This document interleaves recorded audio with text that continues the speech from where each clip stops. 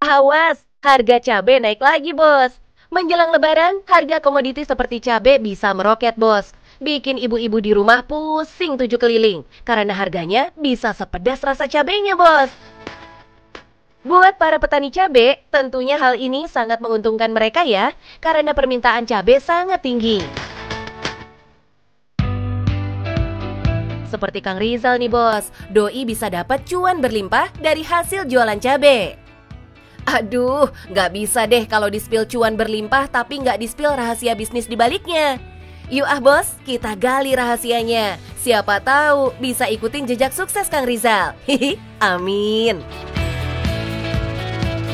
Halo bos, selamat datang di salah satu sentra pengembangan cabai terbesar di Garut, Jawa Barat. Mau tahu bagaimana keseruan saya mengelola bisnis cabai ini di Eptilu? Tetap di Cuan Bos.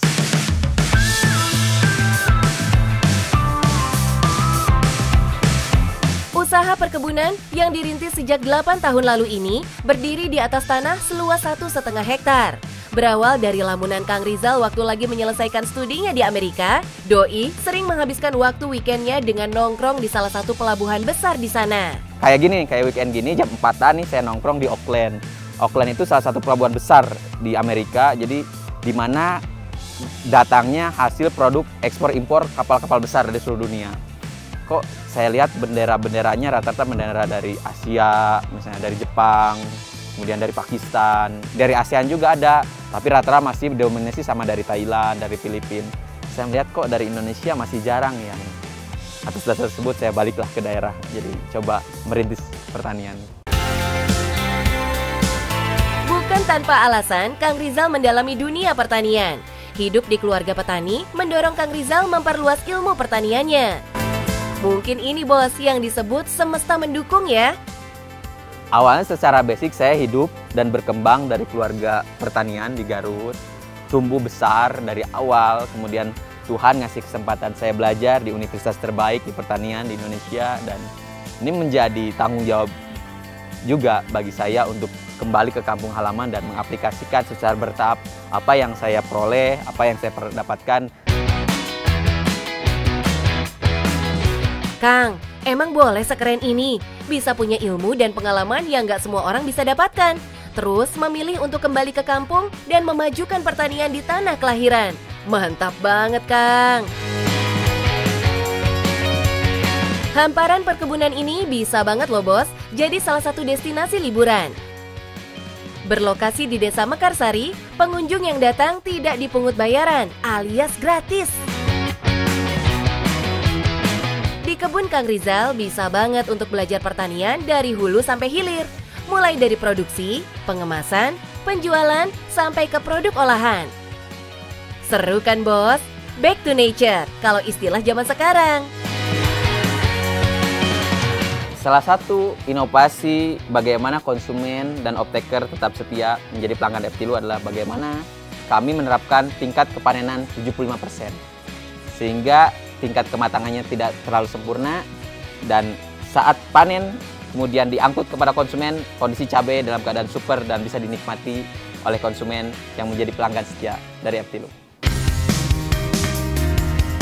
Tapi bos, jangan terlena dulu. Namanya usaha pasti ada naik turunnya, nggak selalu landai. Dengan mental dan tekad yang kuat, semua kendala bisa diatasi ya. Kalau ada hasil, pasti ada usaha keras untuk mendapatkannya. Di awal merintisnya, Kang Rizal menawarkan konsep kolaborasi antara pemilik modal, pemilik lahan, dan petani cabai. Memang pada pelaksanaannya tidak semudah yang dilakukan karena faktor yang menjadi hambatan pada saat musim sekarang adalah cuaca. Jadi cuaca, bagaimana cuaca yang ekstrim sehingga rata-rata secara keseluruhan para petani itu hampir kehilangan panen hampir 60-70%. Tapi bagaimana dengan prinsip dari Eptilu kita terapkan pola tanam sehingga off-taker maupun pembeli mendapatkan suplai pasokan yang konsisten dari kami. Duh bos, emang gak gampang ya kalau mau punya bisnis yang bertahan dan terus berkembang. Kudu punya mental baja dan stok sabar yang banyak bos. Hihihi. Kang Rizal sih udah gak perlu diragukan lagi kesabarannya. Nungguin panen hasil kebunnya dari biji sampai bisa dipanen aja, doi sabar banget bos.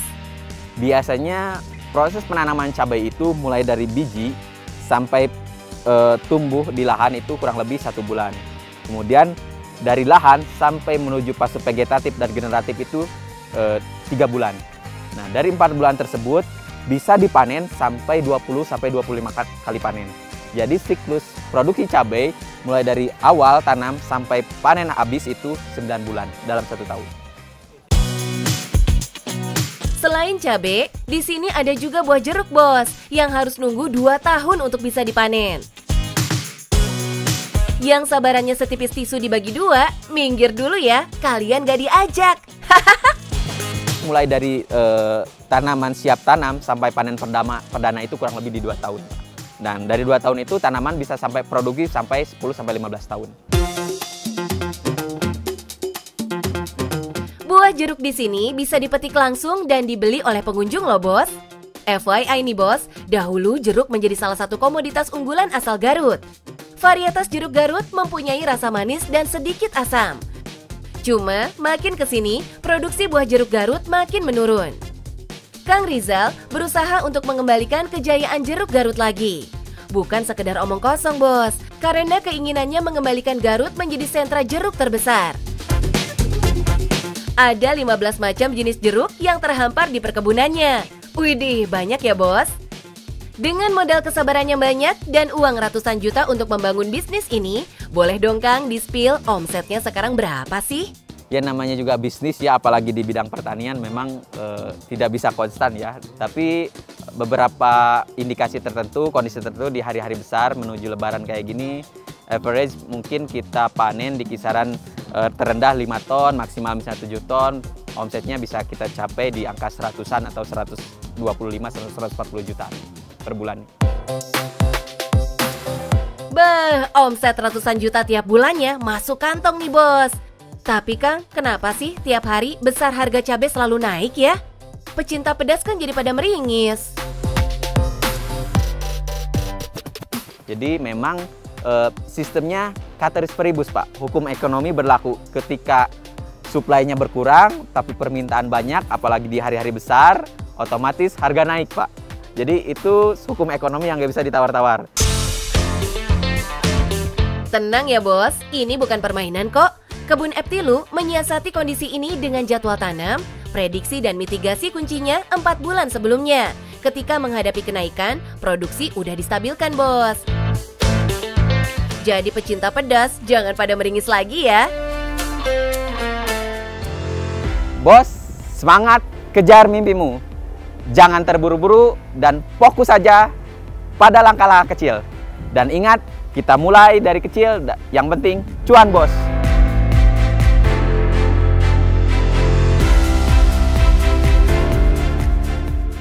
Bebek Mandarin itu kalau saya senangnya itu dia lebih tahan malahan. Lebih tahan, jadi selama ini kesehatannya itu lebih bagus daripada yang jenis unggas yang kayak ayam, kayak apa ini lebih tahan.